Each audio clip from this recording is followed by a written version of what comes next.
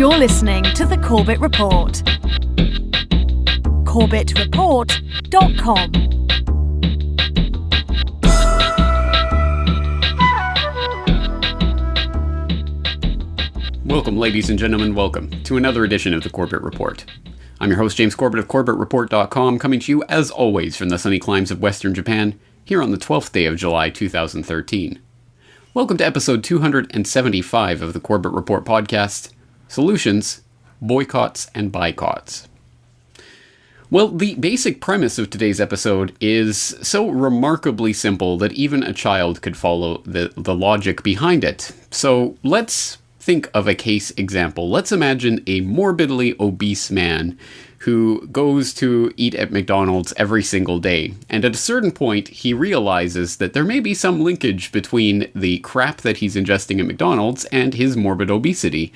And he becomes outraged at McDonald's. Well, I can't believe this corporation has been feeding me this crap all this time. This is at least partially why I'm so horribly obese. I'm really angry at McDonald's. Well, this man has two ways to direct his anger. The first would be to start some sort of political campaign, start some awareness campaign, start some lobbying campaign to try to get McDonald's to change its menu so that they would start feeding him healthier options. Well, we should make sure that McDonald's isn't allowed to sell bad food to me. We should make sure that they can only sell healthy food so that no matter how much I eat there, I will become a healthy, fit individual. Or the person can simply stop eating crap at McDonald's.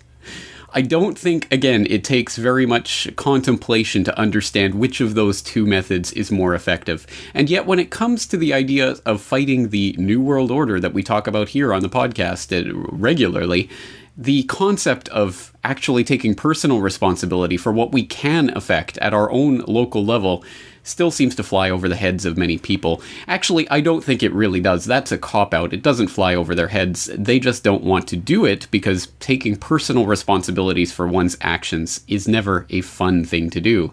So there are a lot of people who will make excuses for why they don't need to stop feeding the beast that is enslaving them.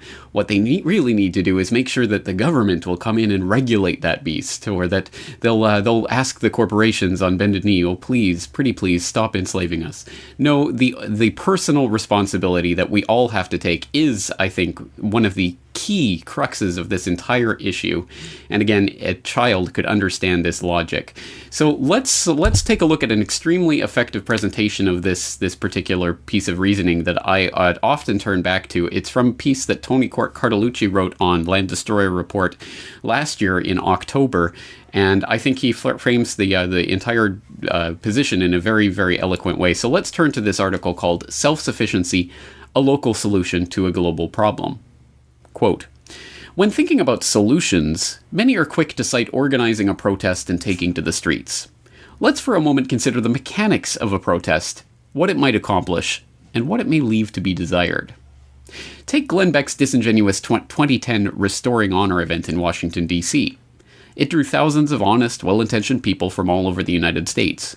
Indeed, thousands of people filled up their Fortune 500-made cars with gas from Fortune 500 oil companies, drove countless miles, stopping along the way at Fortune 500 fast food restaurants, stayed at Fortune 500-run hotels, and stocked up on supplies purchased at Fortune 500 Walmart. They slaked their thirst under the hot August sun with cans of Fortune 500 Pepsi and Coke, and at the end of the day they drove home, paid their Fortune 500 cable subscriptions to watch their Fortune 500 media reports, most likely on News Corporation's Fox News, a Council on Foreign Relations corporate member. At best, all a protest will lead to, while we are so hopelessly dependent on this system, is a round of musical chairs inside the political arena, with perhaps superficial concessions made to the people. The vector sum, however, will still be decidedly in favor of the global corporate financier oligarchy.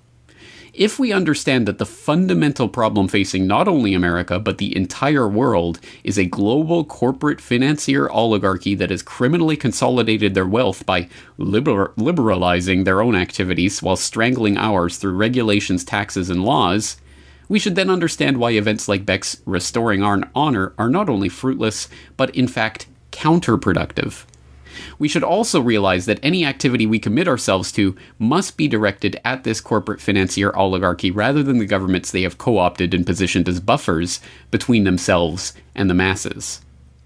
While people understand something is wrong and recognize the necessity to do something, figuring out what that something should be becomes incredibly difficult when so few understand how power really works and how to strip it away from the oligarchs that have criminally consolidated it. End quote. I think that's a perfect summary of the futility of some of these situations, and I think we could extrapolate this to a lot of other examples. In fact, we could look at something much more recent. We could look at the NSA spying scandal, which finally, for whatever reason, has broken through to the public consciousness and gotten a lot of people upset about these invasions of privacy, so that people are now, well, willing to get out there on the streets and rally and protest to make everything better. And so, for example, we saw the Restore the Fourth movement coming along, trying to organize people for rallies. But again, let's look at it through that framework that Cartolucci just laid out there in his article. So people will hop on their Windows PCs in order to log into their Facebook accounts to post information and try to rally people to come out and plead with the government to pretty please restore the Fourth Amendment, which is a natural God-given human right and nothing to do with government whatsoever. And then they'll go to those protests and use their smartphones, their Apple smartphones, to record videos and photos of the event, which they will then immediately post to Twitter. And just like that, they have already used the NSA spying grid surveillance system in 7 different ways just from those few actions alone. And they have fed themselves directly into the system that they claim to be opposing. Once again, it's like the fat man raging at McDonald's and trying to get them to offer healthier options rather than simply stop eating at McDonald's. Well, again, simply stop using the technology and stop paying, more importantly, stop paying for the technology from the companies that are admittedly in bed with the government and admittedly cooperating in this surveillance system. So this is the crux of today's episode. Rather than lecturing at you about the theory of this practice, why don't we actually get into the nitty-gritty and the nuts and bolts, because that's what we're really here for at the end of the day anyway. And in that regard, we've lined up a lot of very interesting interviews with some very interesting people in the last few days at CorbettReport.com. So I hope you are following the interviews to RSS feed at Corbett Report so that you can follow these conversations as they're happening. But why don't we go through a few of these conversations with guests that are talking about specific ways that you can withdraw yourself from feeding into this corporate oligarchical system, which is that fascistic link in the chain that is part of the overall system that's enslaving us. And again, it is easier to do than you might think. For example, I just mentioned people logging onto their Windows PCs to use Facebook to organize rallies and what have you. This is a fundamental part of this whole surveillance grid that most people don't even give a second's thought to, but it is a fundamental link in this chain. It is the operating system that we are all using in order to access our own files on our own computers, and the fact that those operating systems themselves are compromised. And again, this is not something that we have to speculate about. This is not something that is up in the air or something that we don't know about in specific detail. In fact, we do know that, for example, Microsoft Windows has been compromised by the NSA for decades. We can go back to 1999 specifically to an article from Telopolis, which was talking about how NSA access was built into Windows, and that notes that, quote, a careless mistake by Microsoft programmers has revealed that special access codes prepared by the U.S. National Security Agency have been secretly built into Windows. The NSA access system is built into every version of the Windows operating system now in use, except early releases of Windows 95 and its predecessors. The discovery comes close on the heels of the revelations earlier this year that another US software giant, Lotus, had built an NSA help information trapdoor into its note system, and that security functions on other software systems had been deliberately crippled. End quote. I would exhort you to go and read that full article so that you can find out more of the specifics about that NSA backdoor access through Windows. But again, we've known for at least 14 years now, going back to at least Microsoft Windows 95, that the NSA has had backdoor access to your computer because of the Windows operating system itself, which is such a basic part of computers that most people who are not tech savvy or tech inclined won't even give a second's thought to it. Of course it's a Windows PC. What other possibilities are there? Well, in that regard, we had a very interesting conversation recently with Tim Kilkenny of Revelations Radio News about this open source software movement that is the sort of the hidden solution to all of this that's been there all along, but very few people have taken the time to familiarize themselves with.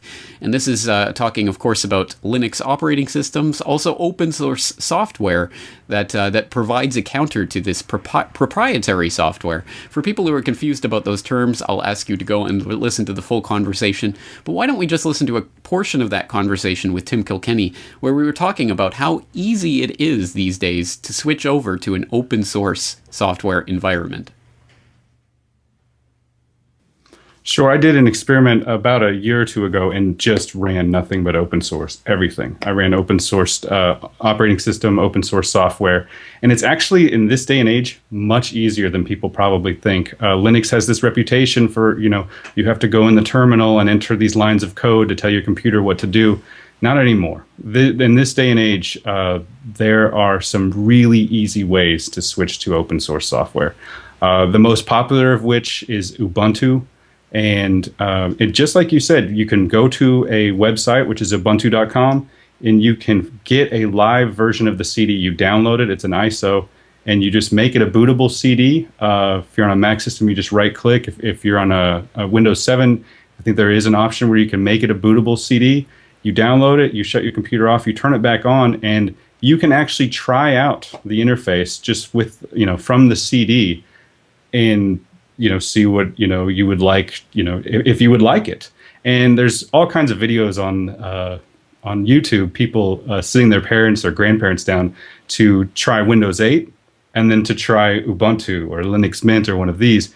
And Windows 8, by far and away, is the hardest one to use. I mean, this is a great time to switch to open source because, obviously, the NSA, but as well as Windows 8 being a dog of a system. I do have it installed in a partition on this computer, and it's got quite a learning curve. Not near as much as something like Ubuntu, which, after trying it out, you can simply hit install this to your disk, and then you can actually follow the instructions fairly straightforward. You can dual boot, where if you can hold on to your Windows and still have Linux or still have Ubuntu, or you can just overwrite the whole thing.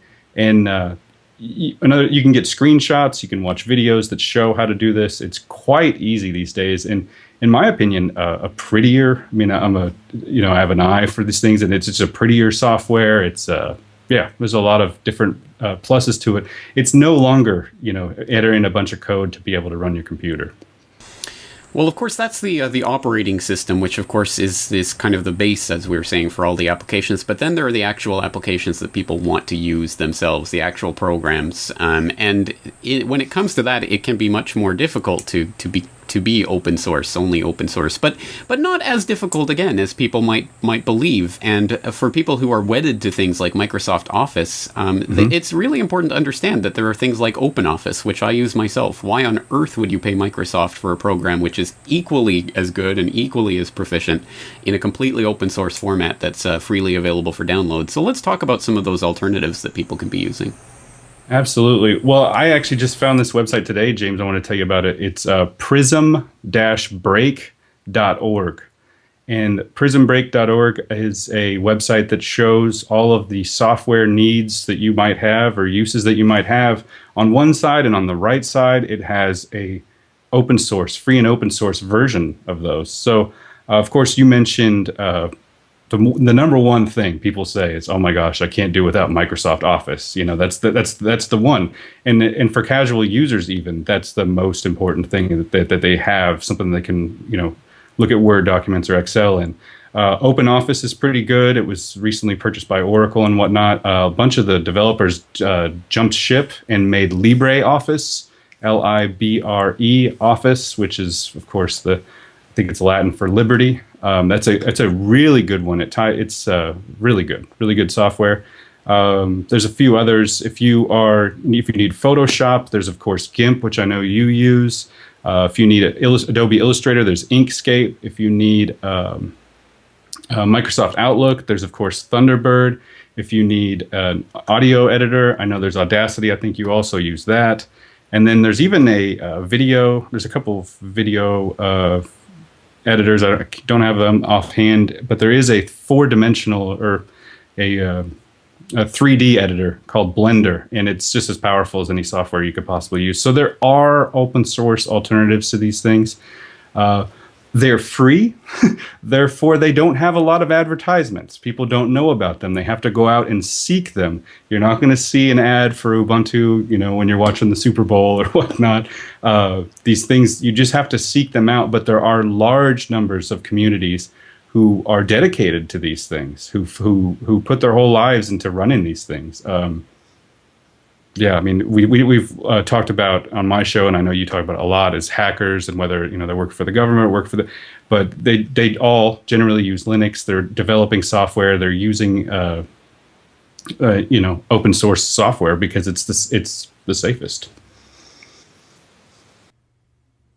Once again, Tim Kilkenny of Revelations Radio News, and once again, I would hope you would listen to that full conversation where we talk in more length and detail about open source software, open source operating systems, what that really means, why it's important. But I hope you at least get the gist of this, that again, if we are paying Microsoft and Apple and these other companies so that they can give us their spy-laden, backdoor, booby-trapped software, then we are a part of the system. We are actively complicit and cooperating in the system that is enslaving us. So again, we have to understand our personal responsibility in this, and the very least that each and every one of us can do is to remove our personal responsibility by removing our support, monetary and otherwise, from these structures.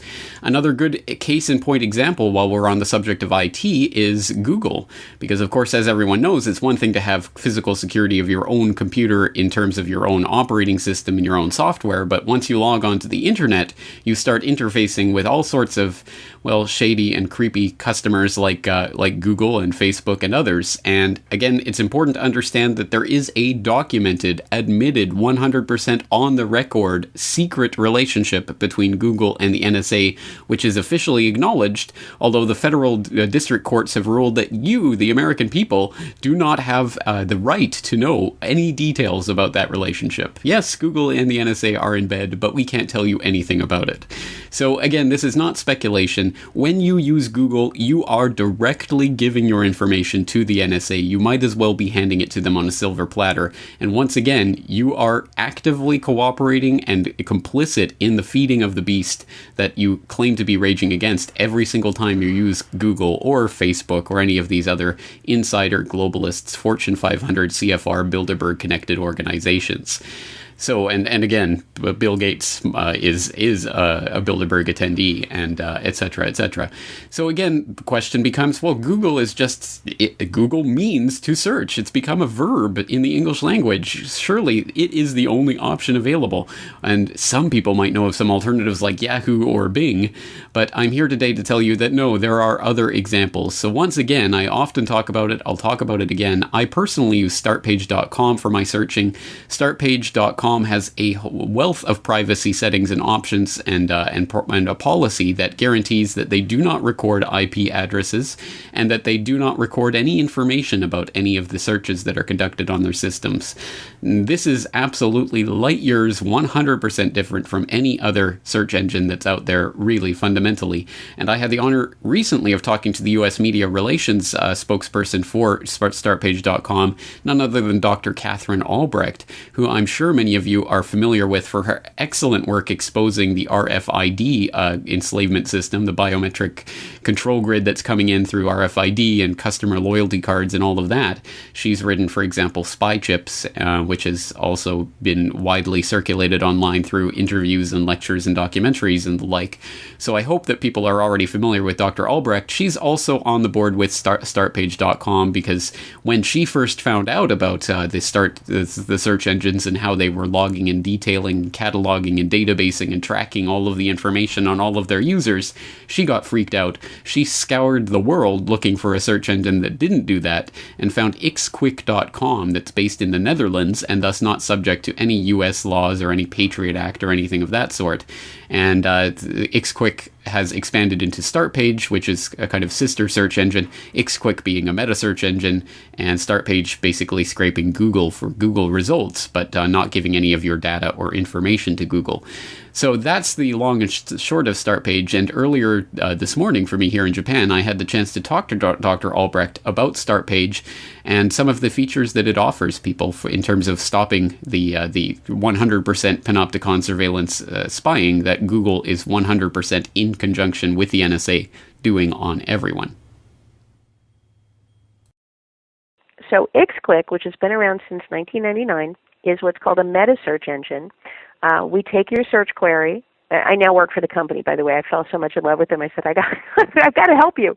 So we take your search query and we submit it to multiple search engines from our servers, so they never see you. We get the results, and then through a proprietary algorithm, we quickly, in a matter of milliseconds, pull out the best results and then serve them to you. With Startpage, what we discovered was that people really wanted the Google results, that they didn't want meta search results from other search engines. They really liked what Google was giving them. And, that's no surprise. Google is the best search engine on planet Earth, bar none. I don't think anybody questions that. So what we did was we created the Startpage search engine, which is a private portal to access Google results. So when you go to Startpage, you'll see a little search box just like you would see it at Google or Bing. You type in your search term. We take your search term. We strip out anything that would identify you. We submit it ourselves from our servers to Google. We get the answers. We strip out any tracking cookies or other content that would come with it. We serve you the pure results, and then we delete all records of your visit. So we erase your IP address. We serve you the results through an SSL HTTPS encrypted link, so no one can eavesdrop on your search. And at the end of the day, we have no records on who's been on our website, what IP addresses have visited us, what search terms were searched for. It's all just wiped clean. It's a blank slate. And so even if, God forbid, we were to receive a subpoena that we had to respond to, or if we got hacked, it's never happened, but it happened to Google when the Chinese government hacked Google servers to get into dissidents' email over in China. So it's happened to others. It's never happened to us. But if it did, there would absolutely be nothing on our service to obtain. So there's multiple layers of protection. You get the protection of getting the results without the tracking cookies. Google never sees you. We make no record of who you are. You're encrypted, so even your ISP is unable to see. They can see that you've connected with us, but they can't see what you're submitting back and forth. And then we've got a really cool additional feature, which is not available really anywhere else on the Internet. And that is that when you perform a private search with either Startpage or Xquick, at the bottom of the search, underneath the search term, is a link that says View by Xquick Proxy. And what that means is, let's say that when I was looking up information about breast cancer, that one of the links was, for example, the National Institutes of Health. Well, if you go to the NIH website, there are, I think it's anywhere from like 6 to 10 different tracking cookies by third-party providers that are tacked on to some of these health websites. There was just a report out on that yesterday. So when you go there, there's all this garbage attached to it. And if I search for that on Startpage and I get a link to whatever health website and I click it, I leave the protection of Startpage and I'm just on the Wild West Internet landing on that page. But what we've done is we've built in a way for you to not only do your searches privately, but to actually view the content of the websites that you find privately through our proxy. So when you click View by Xquick Proxy, we go out to the National Institutes of Health page that you want to see for you. We load all of their content onto our servers, and then we show it to you through our servers privately. So if there are any third-party tracking cookies, if there's any malware or spyware, if there's any, really anything that would compromise your privacy, that gets stripped out as we serve you the private results. And then once again, we delete all records of who's seen what and what pages were served. So it's actually pretty cool, and it's a pretty thorough privacy protection. You could actually do almost all of your web surfing through it and never be seen by anybody. Dr. Catherine Albrecht, catherinealbrecht.com, talking about startpage.com. And if you go on in that interview, which again is posted in its entirety on corbettreport.com, you can listen to details about startmail.com, which will be being launched this fall. So you can find out more information about StartMail, a webmail service that not only doesn't read your email, as every other webmail service does explicitly state in their privacy policies that they do. They can't even possibly read your email because it uses PGP encryption, and you're the only person who has that PGP password. So at any rate, you can find out more about startmail.com in that interview, and you can go to startmail.com to find more information generally. But let's move along. Of course, the IT side of this is only one tiny piece of this larger puzzle that we're looking at here, again, week in and week out. Another key part of this that we keep coming back to is, once again, you do at this point still have the freedom to choose what you do and don't put in your mouth when you're choosing food for your family. And this is an exceptionally important piece of the puzzle because, again, a sickened and defeated population is one that is easily controlled and colonized. And I think this is something that's been well understood for centuries, if not millennia, and certainly has been made explicit in such things as Henry Kissinger's 1974 National Security Memorandum 200, in which he argued for food as a weapon, etc. This is something that, again, has been long talked about and long understood in globalist elite circles, that food can be used as a weapon against the people. And of course, we are seeing that very specifically with the biotech agenda rolling out through Monsanto and Dow Chemicals and all of these monstrosities that they're trying to release, not only the GMOs, but of course also all the processed foods and processed chemical crap that's being inserted into our foods. So this again is another point where if you are paying the companies that are creating this for the privilege of eating their crap that is making you sick, then at least in a small measure you are responsible for that. It is personal responsibility. And it can be exceptionally daunting to think about trying to get off of the chemical processed food, big food, industrial complex treadmill, which so many of us are caught on because, well, I just don't have time to make anything for my family. I'm just going to go to the supermarket and pick something up or pick up some drive-through on the way home, and that'll have to do. It's only food. What does it matter? Well, of course, you are what you eat, and you are literally ingesting the chemicals that are being made in these factories that are making people sick in record numbers with autoimmune diseases skyrocketing, cancer, all of these horrible health effects, which are exactly coming in line with the rise of processed foods in the Western world. And I think we can tie the obesity epidemic into this, and the high fructose corn syrup and all of this other chemical crap that we're being laden with. So once again, the question is, well, what can we personally do about it? And once again, the answer is you can stop paying the money to the corporations that are making this crap, and you can start paying money to local farmers and others who are producing locally produced food, that you can shake their hand and look in their eye and know what you're putting on your plate with some degree of certainty. And again, this is a very large task, and it's not something that you're likely to be able to change 100% overnight, but it is something that people can at least make baby steps towards. And once again, I'm no paragon of virtue on this. We still buy a lot of our foods from supermarkets, but we are growing more and more at home. We're getting more from family members who grow foods. We go more and more to farmers markets and local vegetable shops and the like. So we are trying to change our eating habits as well, and it's something that I think everyone should be actively engaged in, especially now that they really are flooding the food supply with all sorts of genetically engineered monstrosities.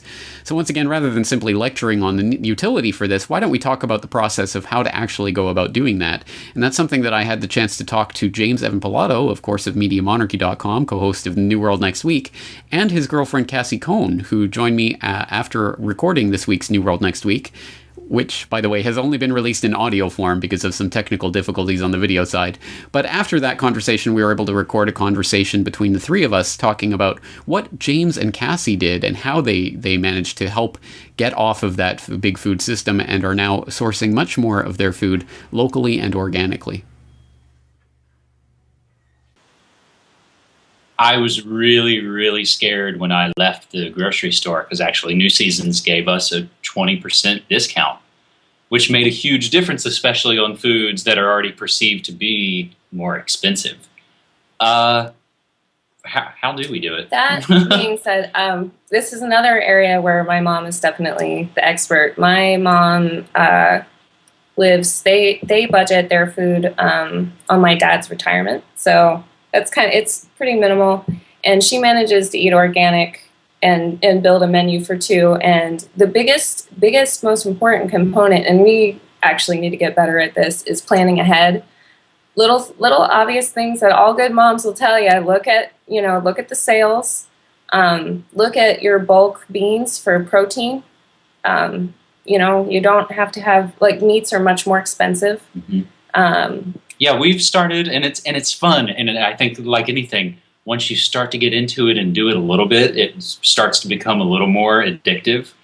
I have more basil growing right now than we really are going to know what to do with. And it was kind of a new thing. Had I really known what I was doing, I probably wouldn't have planted so much. But it's been fun and exciting. We've also been buying bulk beans. And again, you can get organic bulk beans, and it's not going to break your bank. And you can store them for a while, too. You can store them, but we've been, soak them in a bowl for a while, and then boil them and do some rice, and then we basically have, kind of wrap fixings, so that when I'm getting ready to go to work, I can now bust out a wrap on my own and take that. I think the hardest step for people who maybe want to make these leaps but don't know how, it has to be a little at a time, because it's really a lifestyle change. As aware and ahead of the curve as I kind of thought I was, or felt like I was, to incorporate, like, beans. Like, you have to soak them overnight, and we have a pressure cooker, so you can actually process them, boil them and stuff in about an hour. But I have to plan that. That's an hour out of the day. So basically, when I'm making breakfast, I do that, and then we kind of refrigerate them. So there are ways to experiment and have fun, but you have to plan for it, just like a good exercise routine. It has to be part of your lifestyle. And the idea, we really need to get away from the idea that food should be a thing of convenience. It's like everything else should be built around food and built around community. And that's really... Exactly, as it was, and for so much of human history. Well, you guys also do some interesting things. Tell us about the goat share. See, we even lit up with excitement, even when you say that, because it was so much fun. Some friends of ours that Cassie knew and worked with, and this was actually a guy who got to the point where he quit that day job now. And yeah, they basically have an urban farm called Sewing Circle Farm, and they have 3 pygmy goats, and now 2 sheep, several ducks, 2 cats. They're all very fun to visit. Of course, we go for the goats, but they set up a system where there's 2 milking shifts a day through the milking season, and it's 8 a.m., 8 p.m., and you pay $2 a shift, and you sign up, and you get all your milk. We got, in one evening shift, we got enough milk almost for a week. That would last me through the week, and even though it maybe wasn't quite enough, or what I was used to, it made me ration it a little more. And I think also just in my own general trying to become more healthy, when I quit smoking cigarettes, which I think is worth noting right here, that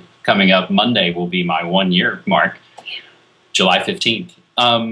I started drinking less coffee, so I've used less milk in that coffee. So, I basically made the decisions like, this is your milk for the week. Deal with it. It was great for our budget. It gave us, because at first it took us about 2 hours, and then we got down to about an hour. It can take a while to learn to milk. But it gave us time with the animals. It gave us time outside, and kind of because we're in an apartment that's pretty urban and kind of loud and trafficy. So I think we both found just having that quiet time a week spent with other animals just brought us a real feeling of peace. And then every time we drink the milk, we think of our goat friends, and it went on. Essentially it went on to a point to where the owners kind of said, the goats need a break. Basically, I was sad to see it stop, and I'm really excited and hoping that they'll start another season. Ah, Portland. Well, even if you don't live in Portland, I'm sure that wherever you are, there are similar opportunities out there if you look for them. And if not, then that's certainly a market that could be filled by someone, because there is definitely demand for this type of thing. Not only goat sharing, but of course there are all sorts of things. There are lots of milk sharing programs across the United States that, of course, the FDA will try to crack down on, but it's still incumbent on the people out there to find them, to use them, to support them, and to stop, again, paying your money to the corporations that are trying to insert bovine growth hormones and other monstrosities into your milk and into the food supply. So once again, James and Cassie are talking about doing that in Portland, but I also managed to talk this week to Aaron Dykes and Melissa Melton of truthstreammedia.com, a relatively new website. I hope people have found this website and are checking it. They are putting out very important research on pretty much a daily basis. So I'll put the link in the show notes, of course, to truthstreammedia.com so you can go and check it out for yourselves. But earlier this week, I had a chance to talk to them about a very important subject they did. They did some very important research on the subject of GMO federal labeling laws and how it looks like the biotech companies are conspiring behind the scenes with the USDA and the FDA and the usual culprits to make sure that whenever federal labeling laws are passed about GMOs in the United States, that they contain backdoors and exceptions, of course, to allow a certain percentage of GMOs to be slipped into all food products without being labeled as such. And of course, again, this is no surprise. I think we understand this is exactly the game plan that the globalist corporations use. They use the big stick of government to pass laws that then are selectively enforced on anyone who would be their competition, whereas the big globalist corporate insider corporations get the pass and they get to put their crap into the food supply without so much as a second thought. So we talked about this extremely important subject and the research that they've been doing on this subject. And then at the end, we talked a little bit more about this idea of how people can start implementing this in their own lives and how it doesn't have to be an all at once, 100% all or nothing purist scenario, that it can be done in stages and people can wean themselves off of the big food system. So bringing us back then to the solutions and what people can do in their own kitchen to control what's going in their own bodies.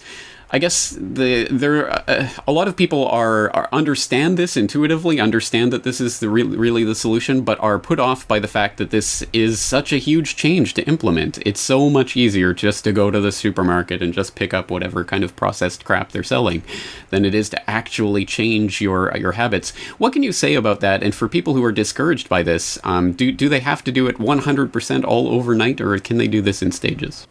We're doing it in stages. I think it all starts with a step, and it's going to lead to something bigger. When you're picking out foods, if you get them locally, as local as your backyard, or if you get it from a supermarket, look for stuff that's going to help you build immunity. Look for stuff that's not going to clog down your digestion.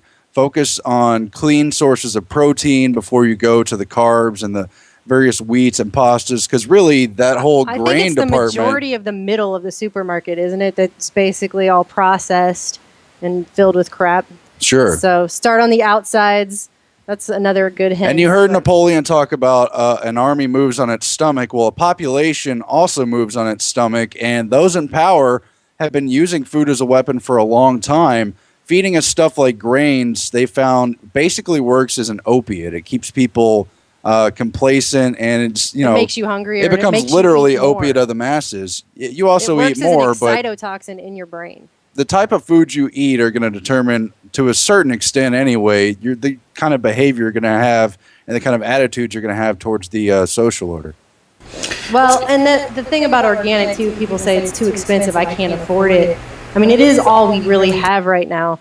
And so I would say afford organic now as much as you possibly can, or try to afford the medical bills that you're going to have to pay later when you get really ill from all of this stuff. I mean, how it starts is it hurts people in their gut. It disrupts their gut flora. It causes their intestinal lining to break down. And when you have that going on, that's where nutrients first enter your body. And when nutrients can't enter your body properly in that area, then you have 200 to 300 different symptoms that can happen to you in a range of diseases. And I think that's why in a big majority, we're seeing like off the charts here in America for sure, just everything is going up.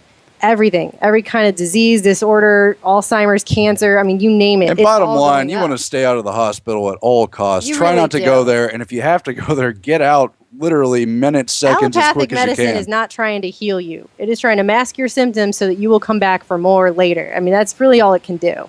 But money, of course, as we know, is an exchange, and it's what are you going to ultimately put into your body? If you're going to use money to buy entertainment and television, it's not really going to net you anything. It's probably going to harm you.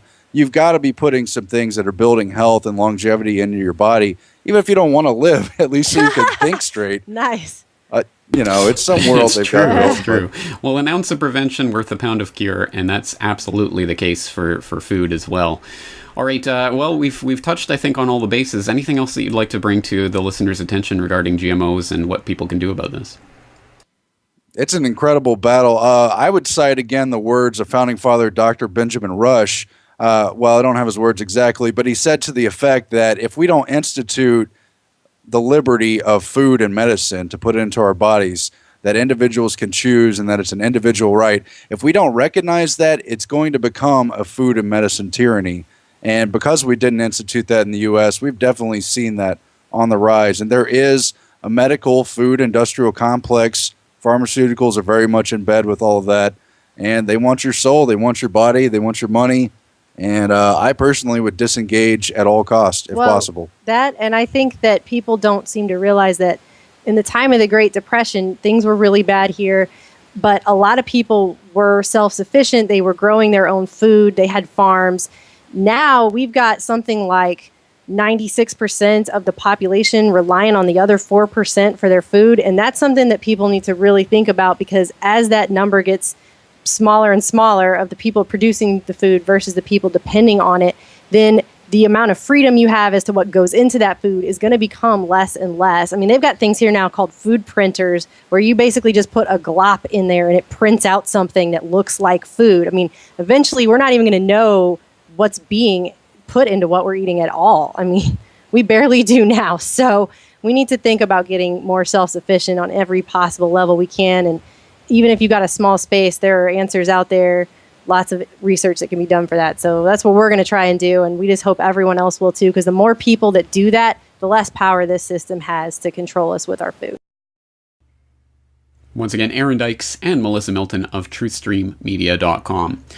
Well, we could go on and on and on talking more about all of the various aspects and ways that people can boycott or buycott, which is to give your money to a corporation that you do support, or a company or a local businessman that you do support, rather than boycotting, withholding your money from that from a company. But we could talk about the numerous ways that this can be done and the numerous problems that this can help to alleviate, or at the very least to withdraw our support from the people that are creating the problems. And this applies to so many different things. But of course, one of the most basic, underlying, fundamental points of all human interaction is the economy. We are connected through the economy, and the connecting point, the thing that flows through the economy that connects us all, of course, is this money. That is the legal tender notes that pass for money in our day and age, that we are told is the basis for our economic system. And it is not until we start questioning that and start boycotting not only the big banks, but the biggest banks, the central banks, and their monopoly stranglehold over currency and what passes for money in our day and age, not until we start boycotting that will, I think, we have the knock-on effect of being able to take it down, the corporations as they come. So this is an exceptionally central point towards this whole operation, and nothing more important can be done than boycotting the Federal Reserve in the United States, or your central bank of choice, wherever you happen to be living, and the funny money notes that they pass as currency. And this, again, is an overwhelming task to think about because of just how deeply embedded everyone is in the fiat funny money currencies that have been forced upon the world.